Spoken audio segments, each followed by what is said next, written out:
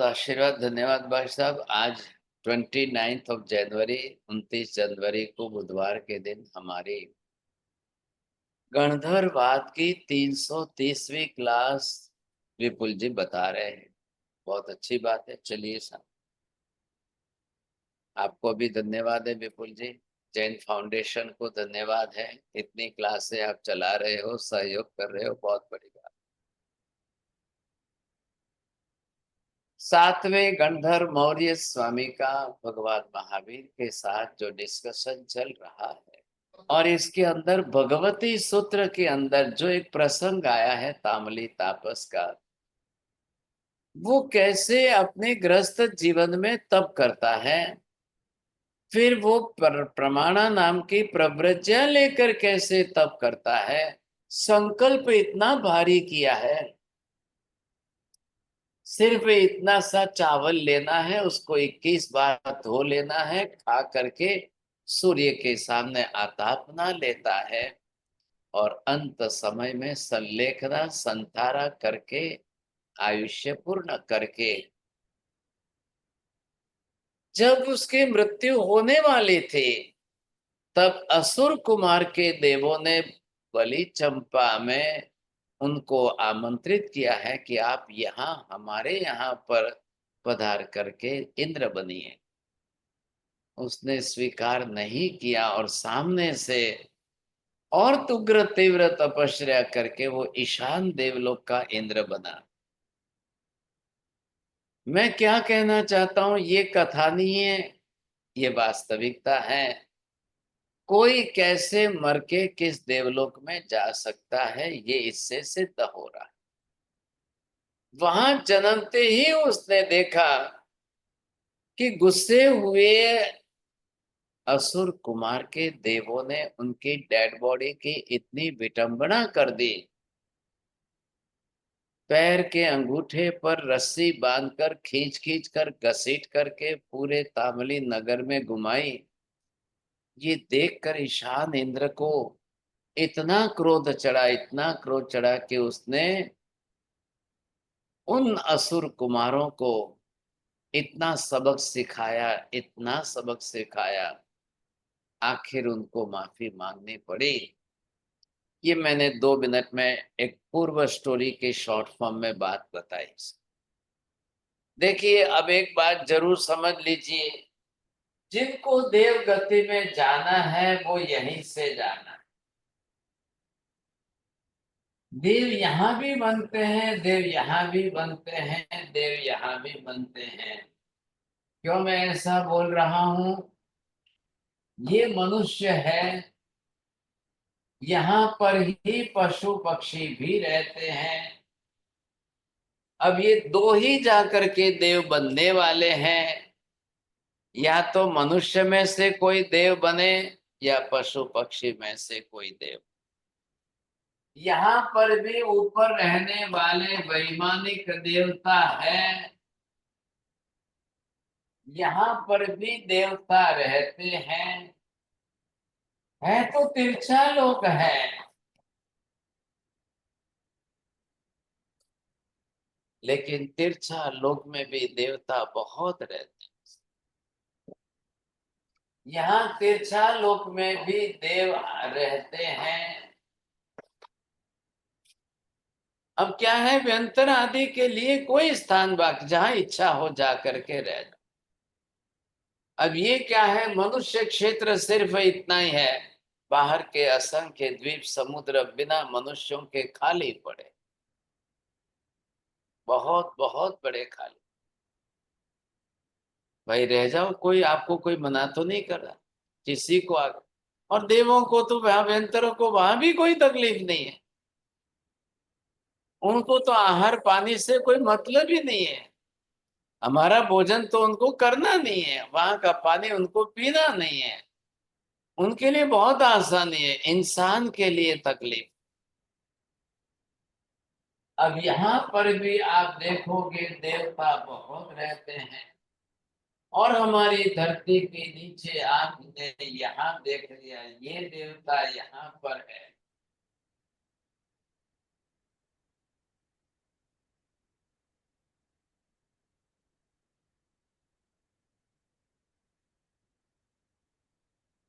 अब इधर ये जो भाग आप देखेंगे यहाँ पर, ये वाला भाग अधोलोक है।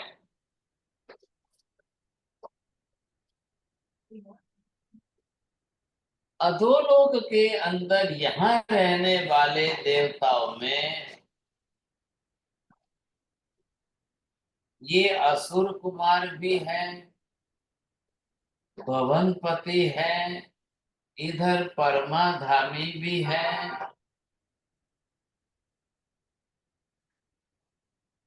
हाजी परमाधामी है, ध्यान रखिए जाति देव की है।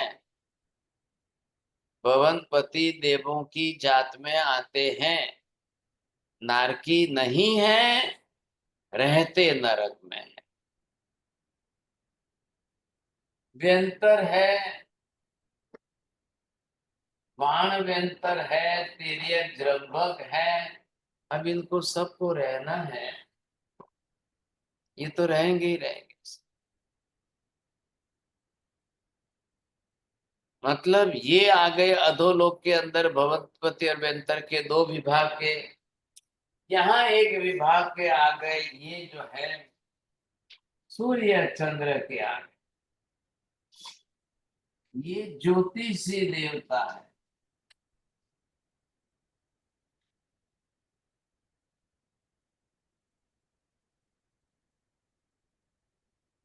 और यहाँ ऊपर चले गए, ये वैमानिक देवता है।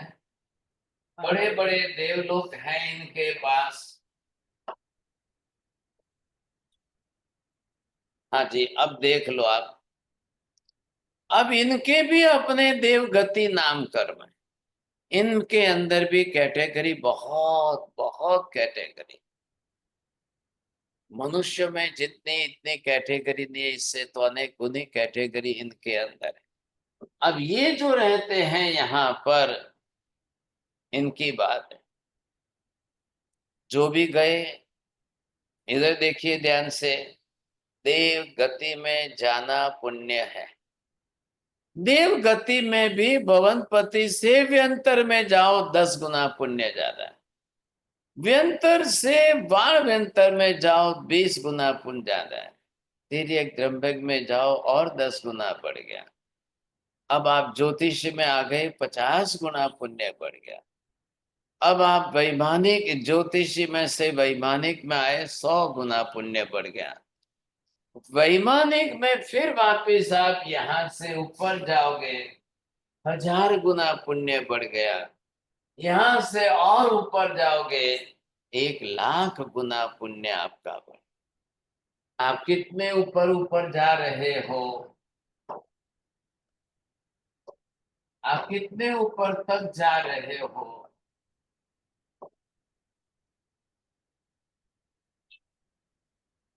कहां तक आपका पुण्य? तामली तापस को आपने देखा, वो अपना जो तप कर रहा था, हालांकि मिथ्यात्वी था। भले ही मिथ्यात्वी था, पहले ध्यान रखिए आप, इधर किसी मिथ्यात्वी होने के कारण देवगति में जाने पर प्रतिबंध नहीं है। पुण्य आपके पास एक्सेस है, आप जा सकते हो। बोलिए सुनंदा बहन जी। देवलोक में जाने के लिए पुण्य होना जरूरी है। आप मिथ्यावादी हो सकते हैं।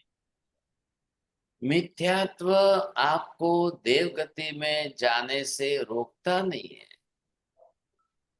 मिथ्यात्व होने की कर्म प्रकृति लेकर के चारों गतियों में कहीं भी जाओ, कहीं भी रहो, कोई प्रतिबंध नहीं।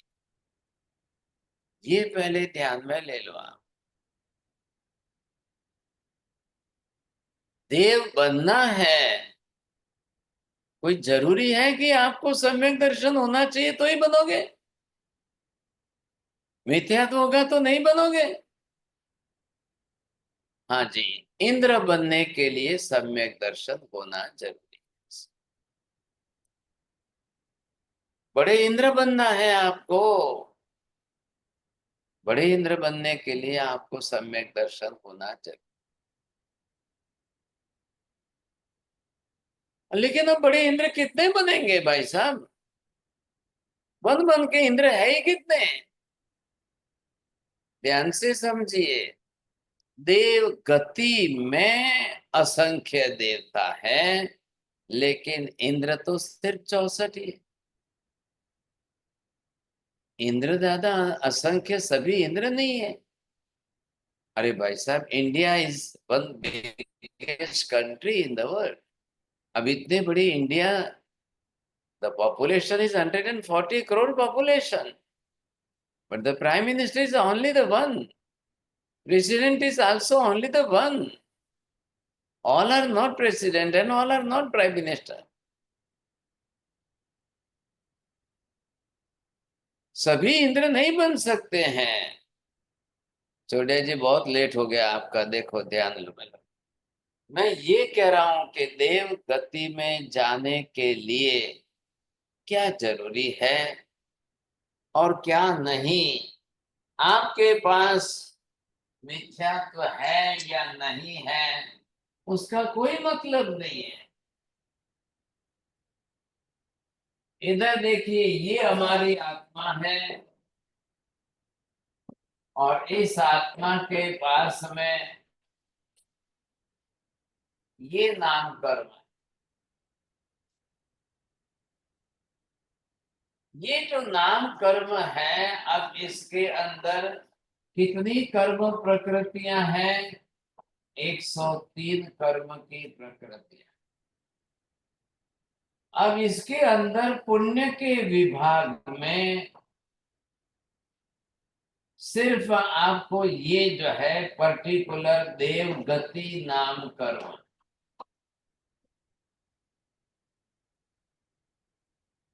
ये देखो, सिर्फ आपको देव गति नाम कर्म का पुण्य आपने उपार्जन किया है, ये आपको देवगत बना देगा, ये देव गति में ले जाए। अब इधर के विभाग में आपको कुछ भी नहीं देखना है। इधर आपने ज्ञानावरणीय कर्म बांधा है, दर्शनावरणीय कर्म बांधा है, मोहनीय कर्म बांधा है, ये अंतराय कर्म आपका भारी है। ये आपने मिथ्यात्व मोहनीय कर्म बांध रखा है और ये इसके ऊपर आपने अनंतानुबंधी कसाय बांध करके रखा है। ये कसाय मोहनीय की दूसरी कर्म की प्रकृतियां हैं। ये 9 कसाय की कर्म प्रकृतियां हैं। ये वेद मोहनीय की विषय वासना की काम संज्ञा की कर्म प्रकृतियां हैं। इससे कोई संबंध नहीं है। ये ज्ञानावरणीय की है, ये दर्शनावरणीय की है, ये अंतराय कर्म की है भाई साहब। कोई फर्क नहीं पड़ता है। आपको देव गति में ले जाने वाला देव गति नाम कर्म की पुण्य प्रकृति चाहिए। इधर देखिए, अब इसका मतलब ये हुआ, यहां जाने वाले देवता ये सब कुछ साथ में ले जा सकते हैं। ये यहाँ पर जाए, यहाँ पर जाए, ये कर्म की प्रकृति आप साथ में ले जाकर वहां पर ऐसे बना। इसलिए यहाँ के देवी देवता जो भी हो, यहाँ हो कि यहाँ, भवनपति भी अंतर वाले, असुर कुमार हो कि ज्योतिषी है या वैमानिक, जो भी है, वो अपने आप में मिथ्यात्व मोहनीय कर्म वाले हो, कसाय मोहनीय हो, वेद मोहनीय हो, दर्शनावरणीय है, ज्ञानावरणीय है, अंतराय है, ये सब लेके जाएंगे। ये सब कर्म प्रकृति बरोबर साथ चलेगी। कोई ना नहीं है, किसी की कोई ना नहीं है। पूरे संसार में चारों गतियों में 84 लाख योनि में 8 कर्म वाले जीव है ही है। 8 कर्म की प्रकृतियों वाले जीव। अब इनका अपने वहां पर, ये देखिए, ये गोत्र कर्म भी वहां है। हल्के देवता, ऊंचे देवता, उच्ची कक्षा के देवता, बिल्कुल निम्न श्रेणी के देवता, सब जा, ये उनका भी वेदनीय कर्म है, ये उनका आयुष्य कर्म है। सबके साथ आयुष्य कंपलसरी जुड़ा हुआ है। ये आत्मा है, ये उसके कर्म, आठों कर्म है। आज चले जाओ सिमंदर स्वामी को पूछो, हे भगवान, ये जो वैमानिक देवता बने, क्या इनके ये आठों कर्म है कि नहीं है? जरूर। हे भगवान, इन देवताओं के मिथ्यात्वमोनीय कर्म होता है कि नहीं होता है? अवश्य होता है।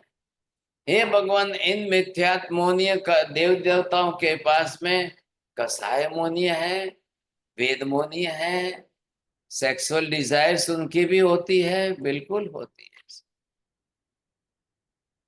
कर्म है, कर्म तो चलेगा ना साथ में, और कर्म के हिसाब से फिजिकल स्ट्रक्चर बनाए, कर्म के हिसाब से उनके शरीर की रचना है। तो क्या करेंगे, वहां जाएंगे तो वो भी वहां पर सेक्सुअल डिजायर्स तो पूरी करेंगे कि नहीं करेंगे? कोई ना थोड़ी है उनके लिए भाई साहब, कोई मना ही नहीं है। आप पहले इन बातों से गफलत में रहे, न रहे। पूरी दुनिया है, पूरा संसार है। हमने गलती कहाँ की? देवता देवता, देवी देवता, अरे देवी देवता, अरे देवी देवता, बहुत ऊंचे मान लिए, बहुत उत्कृष्ट कक्षा के मान लिए, ये हमारी गलती है। जैन धर्म ने स्पष्ट किया है, इनमें से चारों गतियों के देवी देवता, चाहे वो इंद्र हो चाहे कोई हो, वो भगवान नहीं है। आप इंद्र भगवान मत बोलिए, इंद्र को भगवान नहीं बोलना है, हमारी गलती, हम नहीं समझ पाए। इधर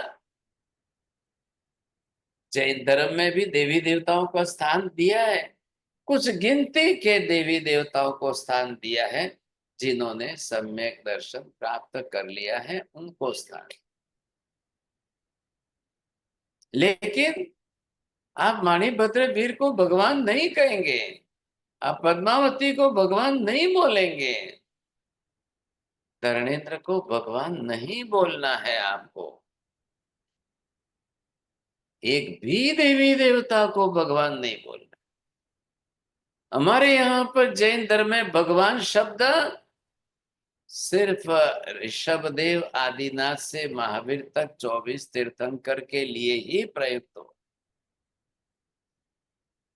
महाविद्य में सिमंदर स्वामी आदि 20 विहरमान तीर्थंकरों के लिए ही प्रयुक्त हो।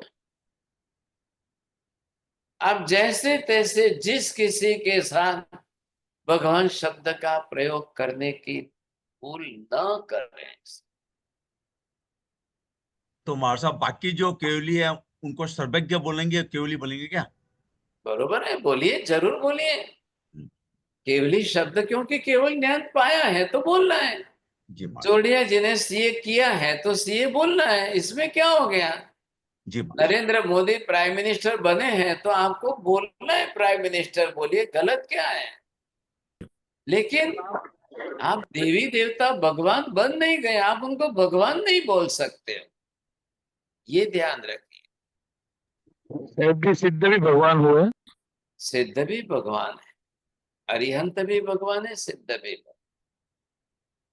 तीर्थंकर बोलिए शब्द, हमारे यहाँ भगवान शब्द ज्यादा महत्व का नहीं है, हमारी बोलचाल में आ गया है। शास्त्र और ग्रंथ तो तीर्थंकर और अरिहंत दो शब्दों का प्रयोग ज्यादा करते हैं, जिन और जिनेश्वर शब्दों का प्रयोग ज्यादा करते हैं। नवकार में नमो भगवंताणम नहीं लिखा है, नमो अरिहंताणम लिखा है, नमो सिद्धाणम लिखा है। नमोत्थुणम के अंदर नमोत्थुणम अरिहंताणम भगवंताणम लिखा है। ख्याल है कि नहीं? लोगस के अंदर भी इसी तरह से आपने ध्यान दिया, अरिहंते कितैसम 24 केवली शब्द जो प्रयोग किया है बहुत बहुत अच्छी तरह से। भाई शब्दों का प्रयोग भी तो केवली ही कर रहे हैं ना, केवली भगवान, केवल ज्ञान उनको है, लेकिन उनको देशना उपदेश तो श्रुत ज्ञान से, शब्दों से ही देनी है, उसके सिवाय उनके पास विकल्प नहीं है। बिना श्रुत ज्ञान के कैसे बोलेंगे? हाँ ये देखो, इधर के सब देवी देवता ये कोई देशना देने वाले नहीं है। इधर देखिए छोड़िए जी, ये सब देवी देवता जो भी है, किसी को भी केवल ज्ञान देवलोक में, देवगति में कभी होता ही नहीं है। जी बात। किसी को भी मनो पर ज्ञान देवगति में, देवलोक के देवी देवताओं को होता ही नहीं है। बोलिए मनीषा बहन जी, आज तो दरवाजा खोल दिया है पहले से। ठीक गुरु जी। किसी को भी देवगति में, देवलोक में केवल ज्ञान होता ही नहीं है। किसी को भी देवगति में, देवलोक में मन पर्यव ज्ञान होता ही नहीं है। कोई भी देवता हो, बड़े से बड़े इंद्र हो, सबसे बड़े टॉप मोस्ट कक्षा के देवता बने हो, इंद्र बने हो, वहां किसी को केवल ज्ञान नहीं, वहां मन पर ज्ञान किसी को नहीं होता है। उनकी लिमिट है, वहां की देव गति की फैसिलिटी है, आपको मैक्सिमम अवधि ज्ञान मिलेगा। और सबके अवधि ज्ञान में वेरिएशन है। इधर देखिए, नीचे ऊपर नीचे ऊपर, जहां जितने भी जाओ, सबके अवधि ज्ञान में भी वेरिएशन, कम ज्यादा कम ज्यादा कम ज्यादा, अलग अलग वो रहेगा। क्यों रहेगा भाई साहब? वो उनको वहां की गति की फैसिलिटी मिली है, उनके कर्म के क्षयोपशम से तो उनको और ही अलग प्रकार का। अब वो कितने कर्म का क्षय कर सकते हैं, कितने प्रमाण में कर सकते। और ध्यान रखिए, देव गति में देवी देवता जितनी कर्म की निजरा नहीं कर पाते हैं, उससे 1000 गुनी कर्म निजरा मनुष्य कर पाते हैं। बोलिए Darshana ben ji, can you understand this? Yeah, in Devgati, they cannot do Nirjara and human can do Nirjara. Don't use the word they cannot be known, but they can. But the maximum, what about the maximum? Because they have some limitation. They cannot do the Samaik. Devata cannot do the Pratikraman. Devata cannot do any Paushan. Devata cannot do Upavas. Devata cannot do any Ayambil. So this type of Samvar and Nijra, it is not possible for any heavenly deities. Only the human being can do this. We can do this. Due to that, the human being can do the maximum Nijra, 1000% more Nijra in the human being life. But Devi Devta can do only with the help of Darshan and Dhyan. Just they can do only this. तो उनकी तो एक limitation आ गई, बहुत बड़ी मर्यादा आ गई उनके सामने, नहीं कर सकते। इसलिए देवी देवताओं को भगवान मत बोलिए, इतना ऊंचा स्थान मत बताइए कि उनको भगवान से ज्यादा बड़े बना दो आप, ऐसी गलती मत करिए, बिल्कुल नहीं। हाँ, ये भी एक दुनिया, बहुत बड़ी दुनिया है ना इनकी। अब क्यों नहीं होता है उनको केवल ज्ञान? केवल ज्ञान जब यहाँ मनुष्यों में, गृहस्थों में हो जाता है, तो उनको क्यों नहीं होता है? हमने यहाँ पर देखा, इलाची कुमार को केवल ज्ञान हो गया, भरत चक्रवर्ती को गृहस्थ जीवन में हो गया, पृथ्वी चंद्र गुण सागर को हो गया, कपिल मुनि को बगीचे में झाड़ पेड़ के नीचे बैठे चिंतन मनन करते हो गए, लेकिन वो व्यवहार में बाहर आपको लग रहा है वो चिंतन मनन कर रहे हैं। जी नहीं, वो शुक्ल ध्यान की धारा में चढ़ चुके हैं, उनको पता नहीं है, लेकिन वो स्टेज आ गई, उनकी वो स्टेज आ गई। ये विशेषता जरूर होगी, बहुत बड़ी अच्छी। ऐसी स्थिति के अंदर यहां पर आपको क्या समझना है, पहले ये हमारा बेस समझ लो, ये आत्मा है, ये 8 कर्म, ये तो फिक्स बात है, इसमें तो कुछ बदलेगा नहीं। आत्मा के 8 कर्मों की प्रकृतियों में 103 कर्म की प्रकृति नाम कर्म की, नाम कर्म की प्रकृति में गति नाम कर्म, गति नाम कर्म में देव गति नाम कर्म पुण्य की प्रकृति। अगर आप पुण्य प्रकृति अच्छी उपार्जन करते हो, वो कर्म आत्मा के साथ चाहिए, पुण्य की प्रकृति वाला, अब आप देवलोक में जा सकते हो, देवगति में जा सकते, कोई ना नहीं, इसमें कोई दो राय। ये होना जरूरी है। इधर देखिए आंचल्य जी, ये चारों तरफ यहाँ पर इनको कोई टच मत करिए आप। ये ज्ञानावर्णी दर्शनावर्णी मोहनी अंतरा, इसमें कोई पुण्य की प्रकृति नहीं है। ज्ञान में कहाँ पुण्य है, दर्शन में कहाँ पुण्य है, मोहनीय में कहाँ पुण्य है, अंतराय में कहाँ पुण्य है, कुछ नहीं है। अब ये व्यक्ति अगर यहाँ पर देव गति नाम कर्म बांध लिया और वो अगर जाता है, तो ये मिथ्यात्व भी साथ में जाएगा। आत्मा के साथ 8 कर्म चलते हैं, it carry forwards in the next life. हाँ जी, बोलना है आपको? आचार्य जी बोलना चाहते हैं? नहीं ठीक। बना सब आपने। अब यहाँ पर जो है ज्ञानावर्णीय कर्म साथ चलेगा, दर्शनावर्णीय कर्म साथ चलेगा, मोहनीय कर्म कसाय मोहनीय साथ में चलेगा। इसीलिए तो देवता वहां पर लड़ेंगे, झगड़ेंगे, क्लेश कसाय करेंगे, सब कुछ होगा वहां पर, मारा मारी होती है, लड़ते झगड़ते हैं। अरे भाई साहब, हम मनुष्य इतनी छोटी सी संख्या में है और हम इतने लड़ते झगड़ते हैं, तो देवता तो असंख्य है,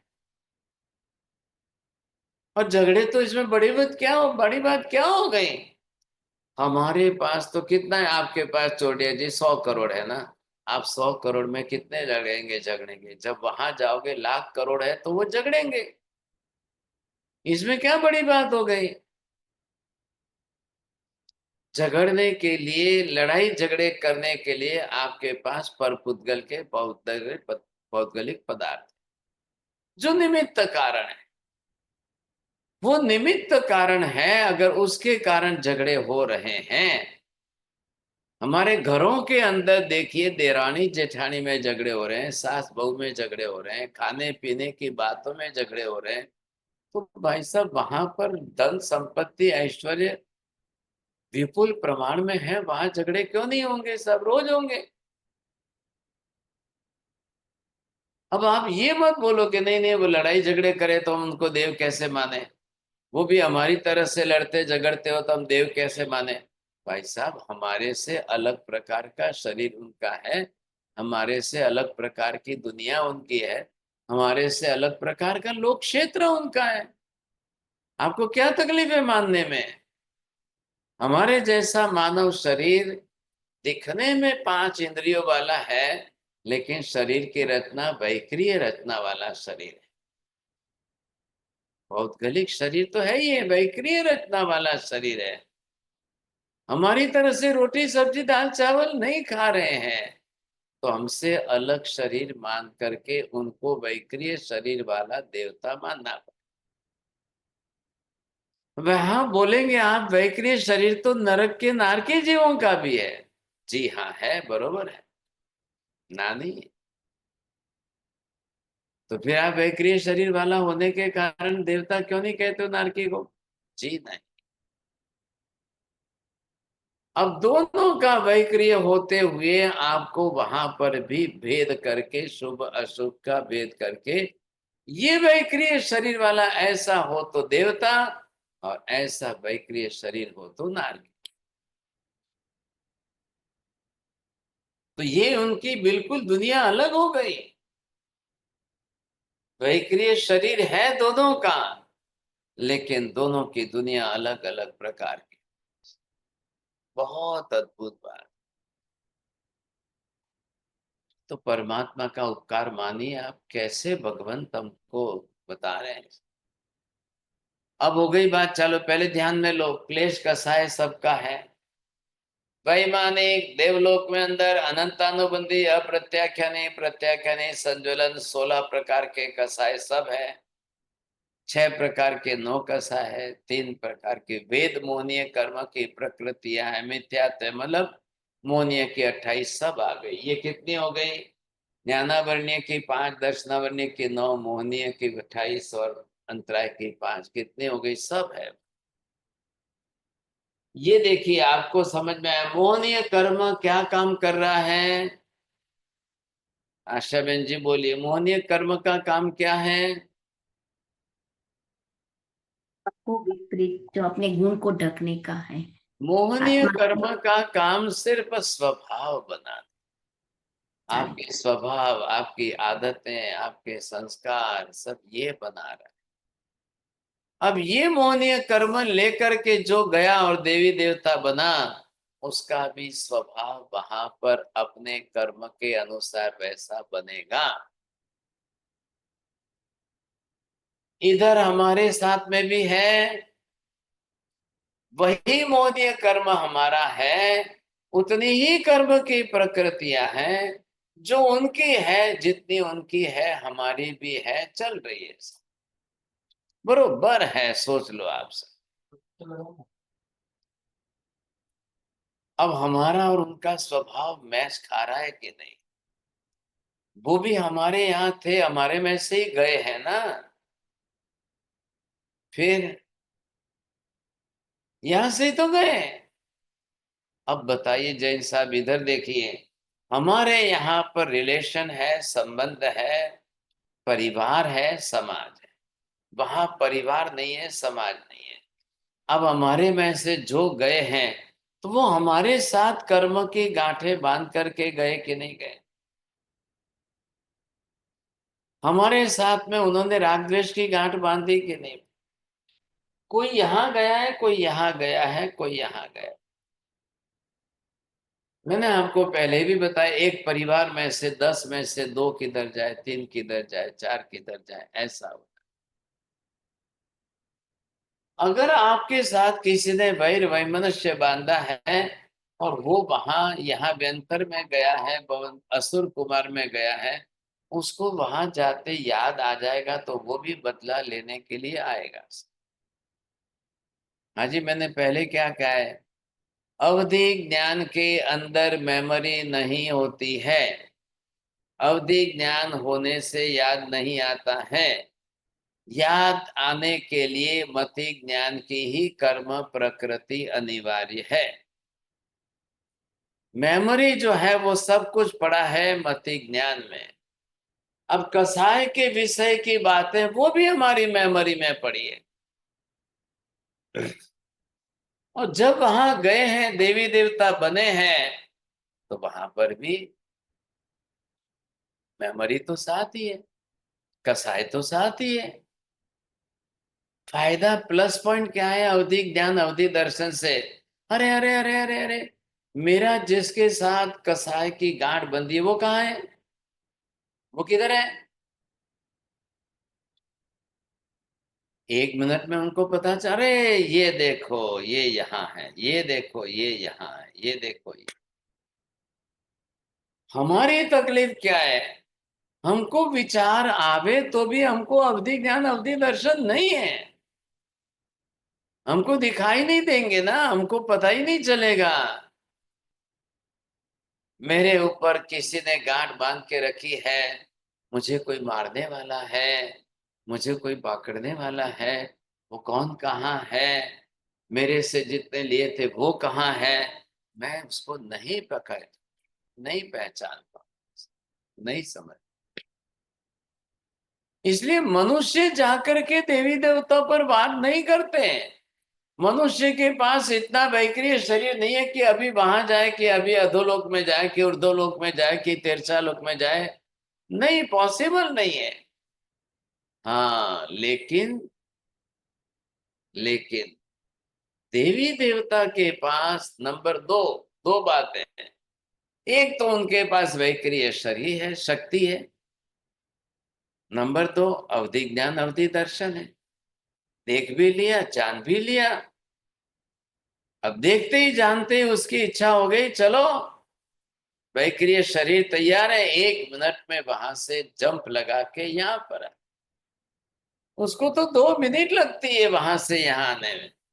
अभी चोटिया जी, आप तो 2 मिनट में तो चप्पल बूट पहनोगे, लिफ्ट में आओगे, नीचे उतरोगे, तब तक तो बाहर आके टैक्सी पकड़ोगे, वहां तक तो आपके 10 मिनट जाएगी। जी। अरे वो तो आपको यूं पलक झपकते 1 मिनट में तो वहां से यहाँ पहुंच गए। ये है वैक्रिय शक्ति, हमारे पास नहीं है। हमारे पास कहाँ है? तो अब क्या हुआ, अवधि ज्ञान और अवधि दर्शन के साथ जब वैक्रिय शक्ति और वैक्रिय शरीर का प्लस पॉइंट मिल गया भाई साहब, अब वो आजाद है, पूरी दुनिया में कहीं पर भी जाने के लिए आजाद। और इधर मौनीय कर्म तो है ही है, ये अलग है, ये इच्छा कराएगा ना। इसमें किसी के साथ में गांठें बंधी हुए, वैर वैमनस्य से द्वेष, दुश्मनी। अब ये क्या करेंगे? असुर कुमार व्यंतर आदि, जिनको पता चल गया कि मेरा इनके साथ दुश्मनी है, ये देखो, ये भाई साहब है ना, इन्होंने मेरे पिछले जन्म के 50 लाख लिए हुए और दिए नहीं इन्होंने मेरे को। अब इनको तो मेमोरी भी ओपन हो गई, अवधि दर्शन से दिखाई भी दिया, अवधि ज्ञान से जान भी लिया। अब मैं जाता हूं, दिखाता हूं इसको, मजा दिखाता हूं। नहीं दिया ना, अब क्या करें? देख लो, चलो देखो तो अब मैं क्या करूं। है, ये शक्ति इनके पास बड़ी है। बोलिए, अब ये तो सब कर सकता है, अब क्या करना बताइए। ऐसी स्थिति में ये क्या करेगा? कसाय तो टल नहीं पाया है। ये तो आत्मा के साथ बंधी हुई कर्म की प्रकृति है। चाहते हुए भी देवी देवता, ध्यान रखिए, शक्ति कितनी भी गजब की हो, वैक्रिय शक्ति के लिमिटेशन सिर्फ शरीर बनाना, बदलना, दौड़ना, भागना, इतना ही। आत्मा पर से कर्म प्रकृति को हटाने की शक्ति वैक्रिय शक्ति में नहीं है। वैक्रिय शक्ति से ये काम नहीं हो सकता है, कोई किसी से नहीं होता है। आत्मा पर बंधे हुए चिकने कर्म को हटाने के लिए दुनिया की कोई ताकत काम नहीं करती, कुछ भी नहीं करती।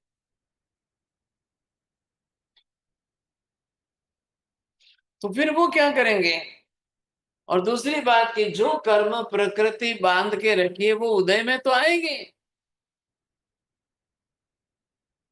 उदय में आएगी।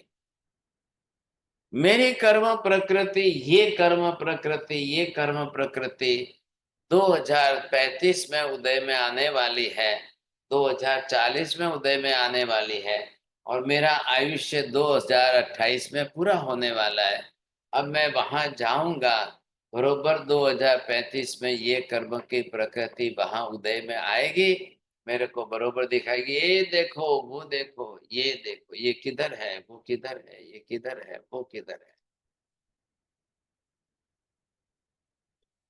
जो जाकर देव बन गए, लेकिन अब उनके पास वहां पर इन कसायों को शमन करने का कंट्रोलिंग पावर नहीं है। इंद्राद्वेष और कसायों की तीव्रता को घटाने का उनके पास कोई साधन नहीं है।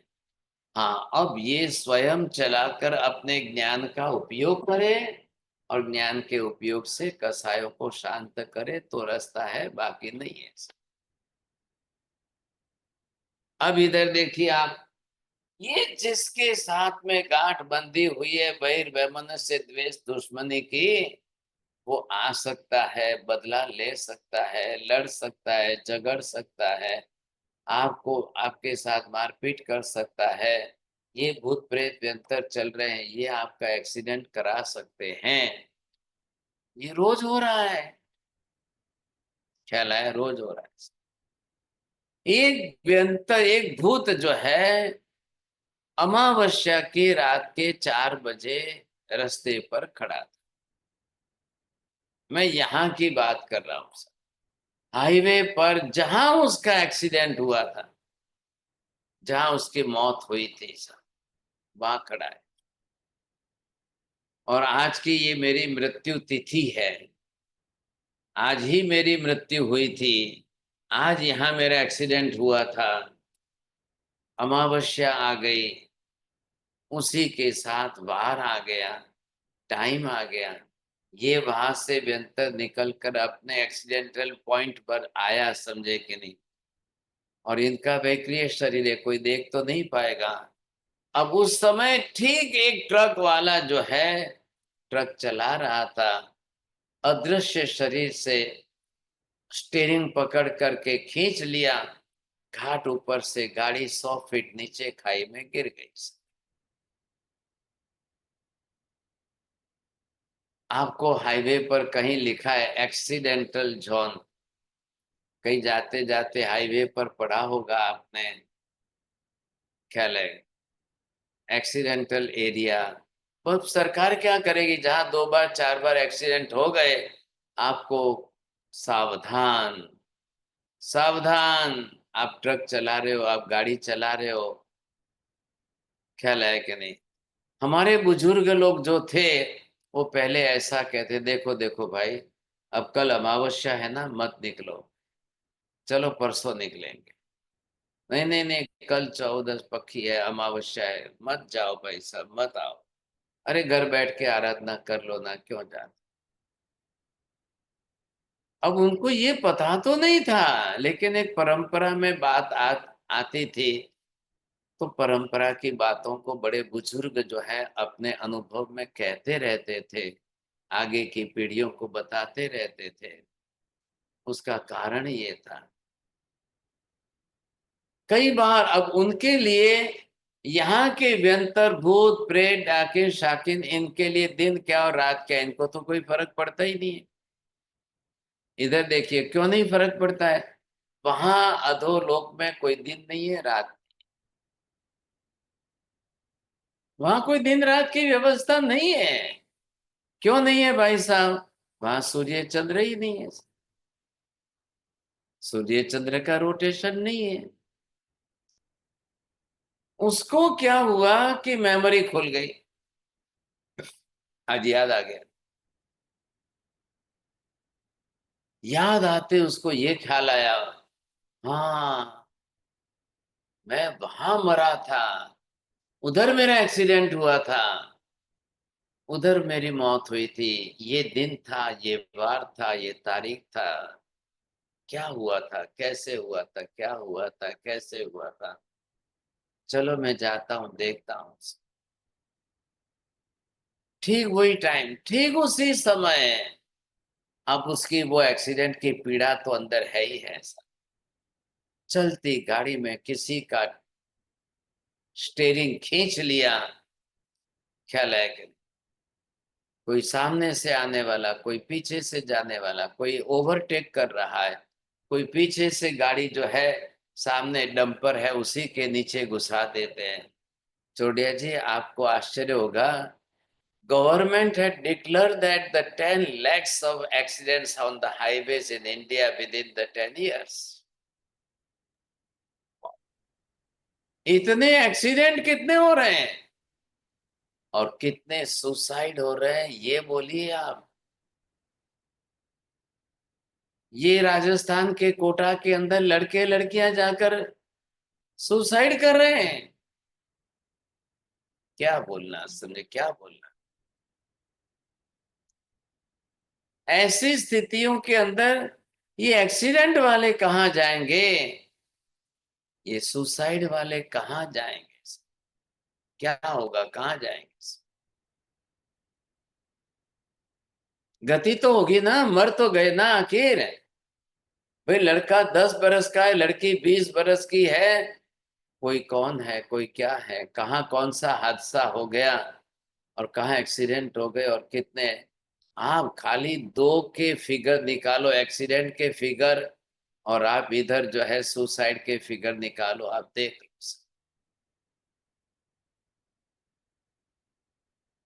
अब इनको जाना कहाँ है, अपने अपने कर्मानुसार जाएंगे।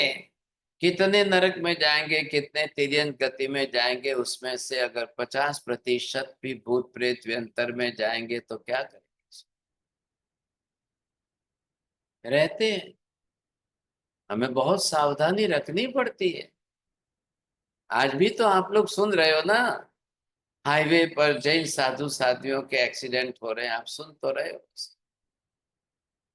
आज भी हो रहे हैं। ठीक है, लेकिन साधु साधियों के एक्सीडेंट तो गिनती के होंगे, लेकिन 10-10 लाख एक्सीडेंट जब होते जा रहे हैं, होते जा रहे हैं। अब कहीं प्लेन क्रैश हो रहा है, कहीं एयर ट्रैक पर हो रहा है, कोई किसके एक्सीडेंट कितने प्रमाण में हो रहे हैं पता ही नहीं चलता। अब क्या करें, सरकार भी जो है दुविधा में। अब इतने बड़े एक्सीडेंट होते हैं तो क्या हाईवे बनावे कि नहीं बनावे, हाईवे बंद कर देवे। तो लोग बोलते हैं भाई सरकार टैक्स लेती है, कोई जो है इंफ्रास्ट्रक्चर का डेवलपमेंट तो कुछ नहीं हो रहा है। अब लोगों को सब फास्ट करना है, सब फास्ट बनाना है, सब स्पीड भी इतनी फास्ट होनी चाहिए कि ट्रेन 1000 लोगों को लेकर के ट्रेन भी जो है इतनी स्पीड में चलानी है। फिर क्या करेंगे आप, फिर एक्सीडेंट होने की संभावनाएं बहुत। और कुछ असामाजिक तत्व भी हैं, रेल की पटरियों पर जाकर के कुछ रख देते हैं, कर देते हैं रात को 1 बजे 2 बजे। अब ट्रेनें इतनी फास्ट चलती है और इधर ये लोग ट्रैक ही पर जो है ब्लॉक कर देवे, कुछ कर देवे, तो भाई साहब क्या होगा। और फिर नेचुरल कैलामिटीज तो है ही है, भूकंप आने हैं, आग लगनी है। अब ये देख लो, वहां कैलिफोर्निया की आग जो है कितनी बड़ी फैल गई, सोचिए आप। अब ये सारा सब कुछ होना है तो आखिर जीव जाएंगे कहाँ पर, गतियां तो बदलेगी, जाएंगे कहाँ, उत्पन्न कहाँ हो। मथे बंदा माना जी, माना जी, मौनी अमावस्या का कुछ जैनिज्म में वर्णन है? ये हिंदुओं का है, हिंदुओं का अपना पथ है, उनके लिए है, जैनों का कुछ भी लेना देना। गुरुजी, जो आपने अभी बताया कि वो व्यंतर देव वो ट्रक या गाड़ी का वो स्टीयरिंग घुमा देगा, तो वो जो उसकी डेथ में निमित्त बना होगा उसके लिए करेगा या किसी के लिए भी करेगा? उसको कुछ भी लेना देना नहीं है, जो उसके लिए निमित्त बना हो वो मिले, या जी। गुस्सा आया तो किसी के ऊपर गुस्सा निकाल दे, उस टाइम पर वहां जो हो उसी का स्टेयरिंग घुमा दे, किसी के साथ कुछ भी कर सकता है। जी। कोई आश्चर्य नहीं है साहब इसके लिए। But Maharaj Sahib, not Vyantar, and they cannot do anything to human on earth. They can do, they can come, they can do everything for the human. They can beat and they can treat and they can do everything. They have the good energy, no? हमारे से ज्यादा उनकी शक्ति है, बहुत कुछ कर सकते हैं और अच्छा भी कर सकते हैं, ऐसी बात नहीं है। ख्याल है कि नहीं, अगर उनकी मेमोरी हमारे साथ अच्छी बनती है कुछ तो अच्छा भी करेंगे, लेकिन सभी तो इस प्रकार के नहीं होते ना। अब क्या करेंगे बोलिए। नमो हरिहंताणं नमो सिद्धाणं नमो हरियाणं नमो वज्रायाणं नमो लोहे सव्वसाहुणम् एषु पञ्च नमोकारो सर्वभावपणासनो मङ्गलानां च सव्येसिं परमं हवै मङ्गलम् मङ्गलं भगवान् वीरो मङ्गलं गौतम प्रभु मङ्गलं स्थूलिभद्राद्य जैन धर्मोऽस्तु मङ्गलम् चत्तारि मङ्गलम् अरिहन्ता मङ्गलं सिद्धा मङ्गलं साहु मङ्गलं केवले पन्नतो धम्मो मङ्गलम् चत्तारि लोकोत्तम अरिहन्ता लोकोत्तम सिद्धा लोकोत्तम साहु लोकोत्तम केवले पन्नतो धम्मो लोकोत्तम चत्तारि शरणं प्रव्रजामि अरिहन्ते शरणं प्रव्रजामि सिद्धे शरणं प्रव्रजामि साहु शरणं प्रव्रजामि केवले पन्नतं धम्मं शरणं प्रव्रजामि सर्वमङ्गलमाङ्गल्यं सर्वकल्याणकारणं प्रधानं सर्वधर्माणां जैनं जयति इन्हें धर्म लाभ बहुत आशीर्वाद है।